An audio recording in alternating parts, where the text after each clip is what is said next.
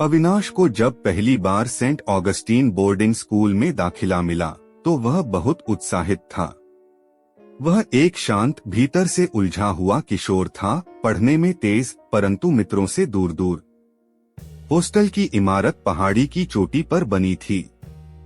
दीवारों पर सीलन, लकड़ी की पुरानी खिड़कियां और गलियारों में हर समय एक अजीब सी गंध, जो कभी सीलन की लगती, कभी धुएं की और कभी खून की।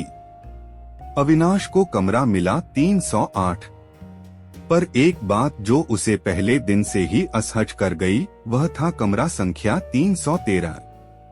वह कमरा हमेशा बंद रहता। उसके दरवाजे पर मोटा ताला जड़ा था, जिस पर जंग की परतें जम चुकी थीं। किसी ने बताया उस कमरे में कोई नहीं रहता, पर रात को जब सब सो जाते तो उस कमरे से धीमे धीमे फुसफुसाने की आवाजें आती थीं। एक रात अविनाश की नींद अचानक टूटी। घड़ी में रात के 3:13 बजे थे। बाहर ठंडी हवा चल रही थी, पर किसी ने हल्के से दरवाजा खटखटाया।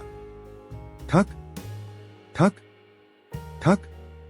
उसने दरवाजा खोला, कोई नहीं था, परंतु गलियारे के दूसरे सिरे पर कमरा 313 का ताला खुला हुआ था।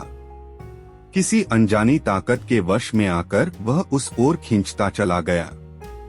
कमरे के भीतर सिर्फ एक पुराना लकड़ी का पलंग, एक शीशा और दीवार पर कोयले से लिखा एक वाक्य, जो भी मुझे देखेगा वो खुद को देखना भूल जाएगा।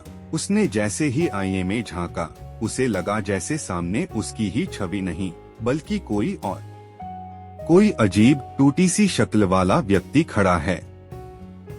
उसका चेहरा तिरछा, मुस्कुराहट भयावह और आंखें एकदम सूनी थीं। और तभी कमरे का दरवाजा अपने आप बंद हो गया। सुबह जब सब उठे तो अविनाश अपने कमरे 308 में था। दरवाजा बंद, कुंडी लगी हुई। तू कब वापस आया? उसके रूममेट ने पूछा। मैं तो बाहर गया ही नहीं था, अविनाश बोला। पर उसके हाथों में काले कोयले के दाग थे। वही कोयला जो कमरे 313 की दीवारों पर लिखा गया था। उस दिन से अविनाश बदलने लगा। वह लोगों से कटने लगा, शीशे से डरने लगा और सबसे अजीब बात, वह अपनी परछाई से बातें करने लगा। शायद जो उसने देखा था वह सिर्फ आईना नहीं था, वह उसका अपना मन था, जो अब धीरे धीरे उसका नियंत्रण छीन रहा था।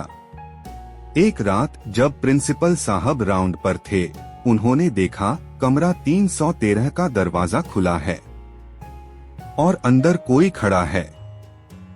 अविनाश, उन्होंने पुकारा, लेकिन जो चेहरा मुड़ा वह अविनाश का नहीं था।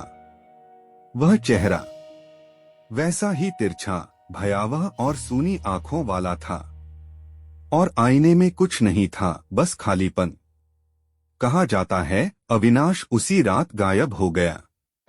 कमरा 313 फिर से बंद कर दिया गया, और आज भी जो छात्र उस हॉस्टल में रहते हैं कहते हैं, रात 3:13 पर अगर कोई आईने में झांके तो खुद को नहीं, अविनाश को देखता है।